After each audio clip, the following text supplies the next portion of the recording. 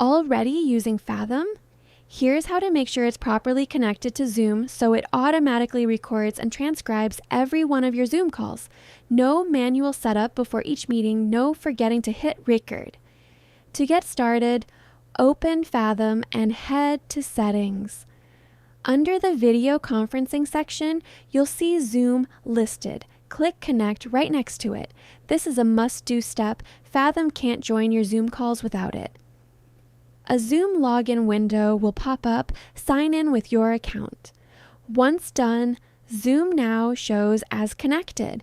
That's the only setup step specific to Zoom. Now, go ahead and use Zoom the same way you always do. Open the Zoom app, start a new meeting, and the moment you're in, Fathom gets to work automatically. Its Notetaker bot appears in your participant list and recording begins right away. You don't need to do a single thing. If something important comes up during the call, a decision, a next step, a key number, click the highlight button to bookmark that moment. You can review or share that clip directly from your dashboard later. When the meeting ends, head to your Fathom dashboard.